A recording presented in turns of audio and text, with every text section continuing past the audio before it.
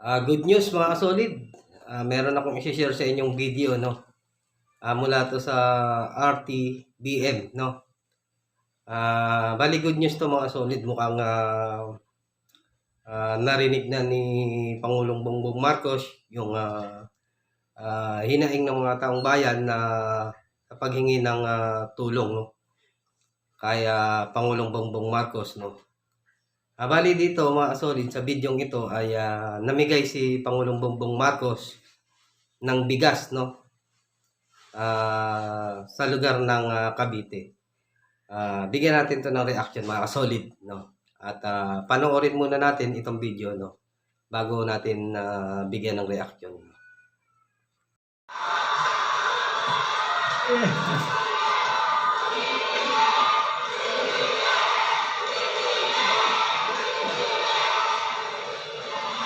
Siguro yung yung tinutukoy ni Mayor, totoo ito, kayo pa rin yung nandun sa rally, ang lalakas ng boses ninyo, naririnig ko namin doon sa rally. Maraming salamat.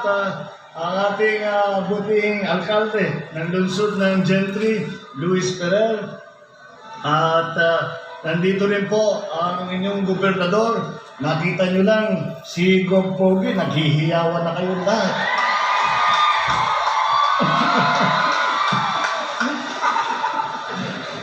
Kaya naman pala. Tawa eh. Kayo lahat ang beneficiary na pantawid ng 4-piece na ating yung listahan na ating ginamit para dito sa ating pamimigay ng bigas. Ang ating my fellow workers in government at mahal po mga kababayan, magandang tanghali po sa inyo lahat.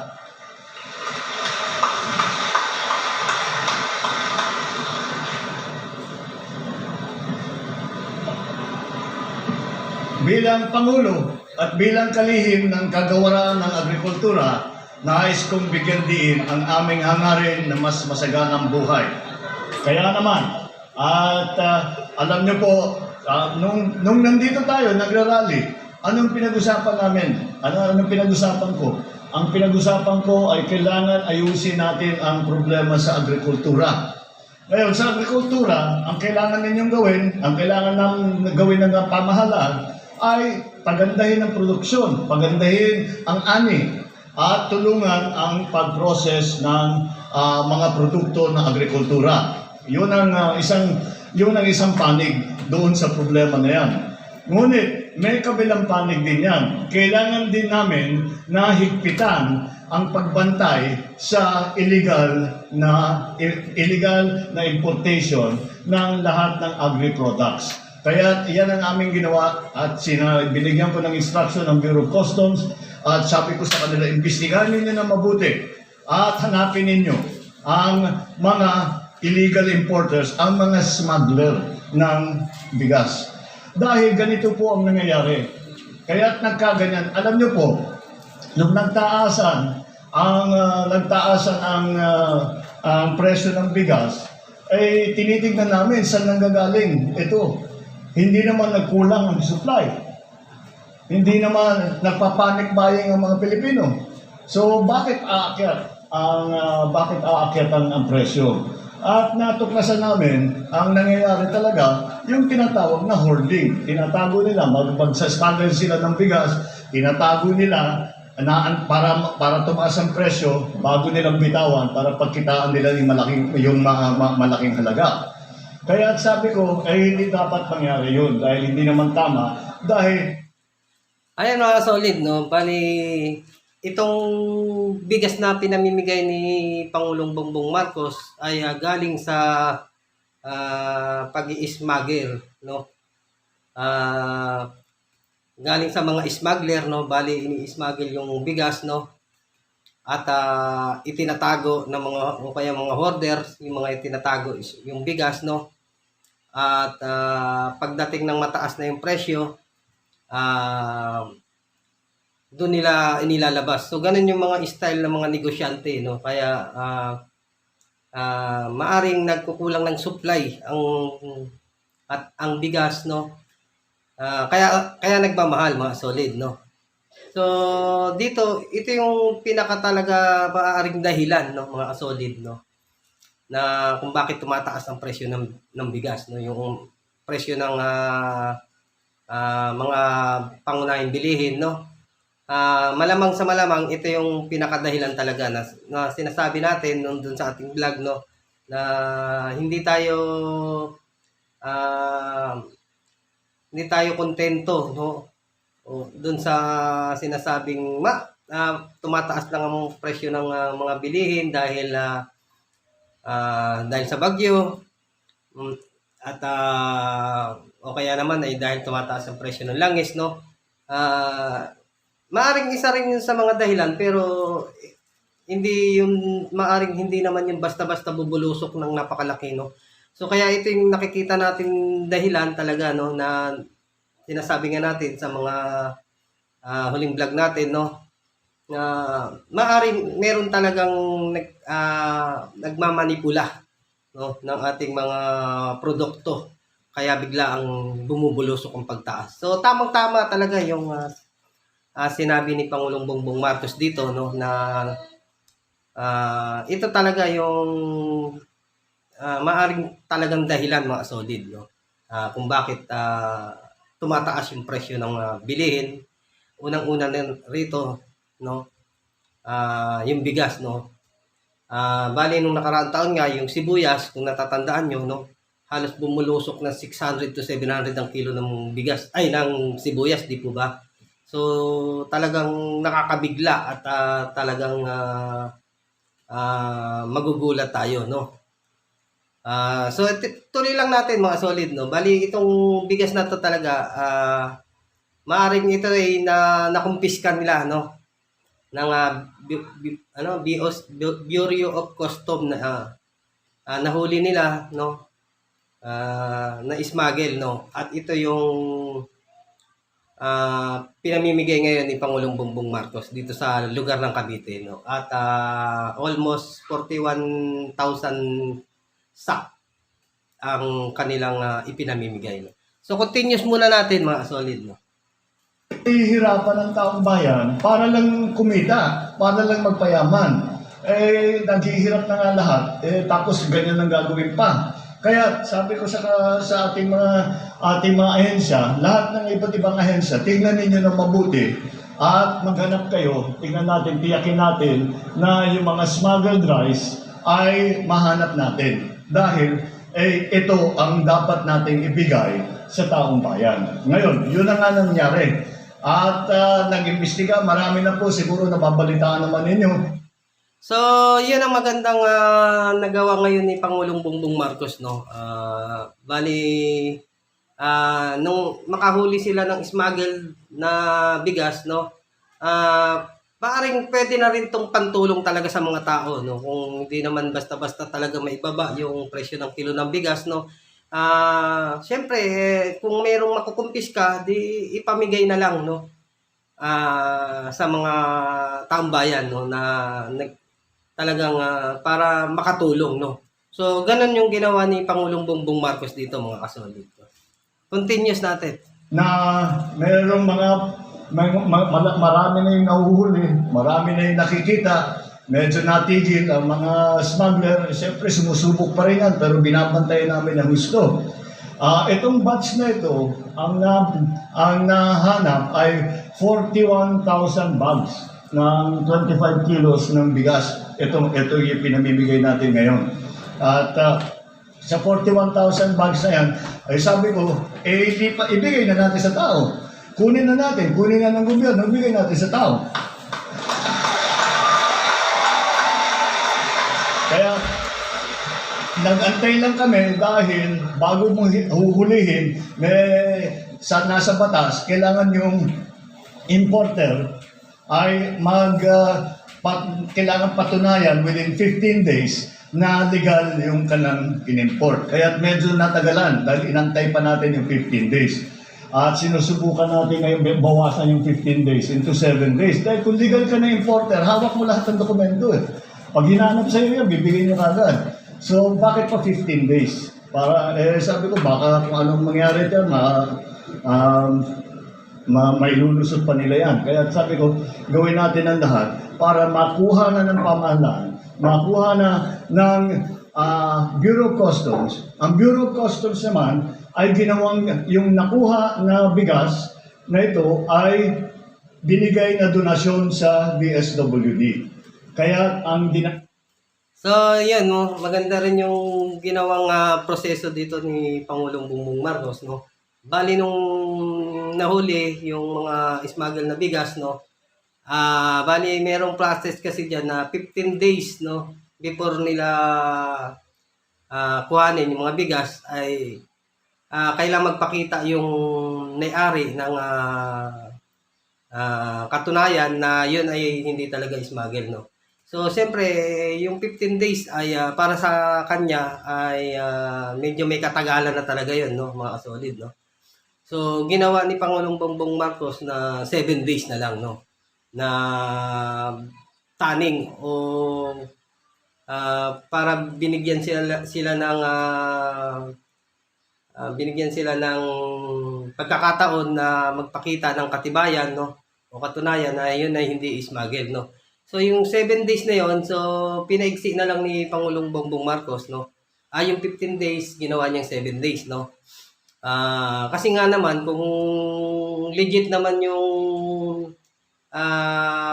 pagninegosyo nila ng bigas, ay maaaring makapagpakita agad sila ng mga dokumento, no? So, hindi na kailangan patagalin pa ng 15 days. So, ginawa ni Pangulong Bongbong Marcos na 7 days, no? So, continuous natin, mga solid. namin sa pagbigay ay ang 4-piece. Ginamit natin yung listahan ng mga 4-piece. Kaya po, ay nabigyan kami ng pagkakataon. Sabi ko, di pamigay natin, kaya nandito po tayo. At pinamimigay po natin, nakaready na ba yung mga muscle ninyo? Dahil may mabigat. Sa ulo.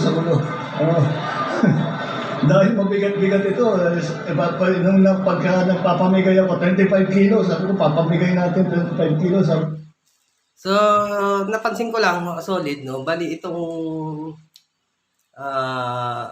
pinamimigay ni Pangulong Bongbong Marcos na bigas, no? Ay, dun sa, ang pinakamabibigyan ay ang mga beneficiary ng 4-piece, no? So, hindi naman natin sinsilip, no, mga solid, no. Bali, napansin ko lang na ang pagkakaalam ko kasi pag ang 4-piece ay meron niya na financial assistant na nakukuha, no. So, sa ngayon kasi napagtanong-tanong ko, mga solid, no, dito sa lugar namin, no, na parang yung 4-piece ay wala nang nakakatanggap ng payout, no. Simula siguro nung pagkawala ni DSWD Secretary Erwin Tulfo, no. Nag-start na 'yan, mga solid, no, na parang yung mga merong mga tinanggal, no. Bali isa nga rin yung nanay ko na beneficiary ng 4-piece, kaya lang nasama siya sa natanggal, no. At yung biyanan ko rin sa probinsya, isa rin siya nabawas na natanggal, no. So, meron mga naiwan, mga solid, no, sa listahan ng beneficiary ng 4-piece. Pagkakaalam ko kasi nung nagtanong-tanong ako, parang hanggang ngayon hindi pa naman sila nakakatanggap na ng payout, no. So, nagtataka lang ako, no, na bakit nawawala na yung 4-piece, yung programa ng gobyerno na pagtulong sa mga beneficiary ng 4-piece, no. So ngayon hindi naman sa dahil malaking tulong na rin yan kung sakali na ang nakakatanggap ng pamimigay ni Bongbong Marcos ng bigas ay yung mga beneficiary ng 4-piece, no. Kaya lang sana ay maibalik talaga yung sinasabing financial assistance sa 4-piece, no, or yung mga natanggal, no. Sana ay magawan pa ng paraan na mabigyan pa rin ng tulong, no. So, yun lang ang nagtatanong lang tayo mga solid, no? Parang nawawala na ba yung 4-piece? No, kasi sa ngayon talagang ah, napagtatanong-tanong ko na marami ng beneficiary ng 4-piece na hindi pa rin sila nakakatanggap ng payout, no? So, yun lang, no, solid, no? Continuous natin. Hindi na kailangan mag-gym mamaya, hindi na kailangan mag-exercise na ako dito. Ngunit kaya patuloy po ito para sigurado na kayo po ay may sapat na bigas at kung lahat ng gagawin po natin ay patuloy. Hindi natin titigilan ang pagpaganda ng agricultural sector, ang pagpaganda ng ating ani, ng cost of production, ng ating production levels. Lahat po yan kailangan natin gawin. Pati na ang mga pagtulong sa mga cooperative, sa mga association tungkol sa processing para sila na mag-process para pagbenta nila, hindi sila nagbebenta ng palay, nagbebenta sila bigas na para mas malaki ang kikitain nila. Kaya yun ang mga ating ginagawa. Ngayon, napilitan tayo na mag-price cap dahil naalarma talaga ako. Kung ako lang, ayokong pakialaman ang merkado. Ngunit, hindi naman tamang takbo ng merkado dahil kinakalikot na ng mga hoarder at saka ng mga smuggler.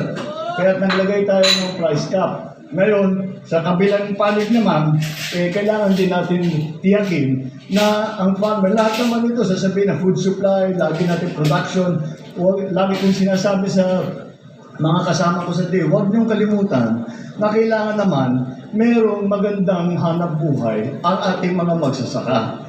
Kaya ang ginawa namin ay tinaas namin ang buying price ng NFA sa wet and dry palay. Ngayon 16 to 19 na ang ating binibili para sa wet at 19 to 23 para sa dry. At ayan po para naman napiyak at 14 pesos ang cost of production ngayon. Sa 14 pesos, yan palagay ko meron na silang makukuha dyan, meron na silang magagamit na bumabalik sa kanila. Kaya ayan po, yan ang dahilan kung bakit po tayo nandito, nag-inspection lang po ako.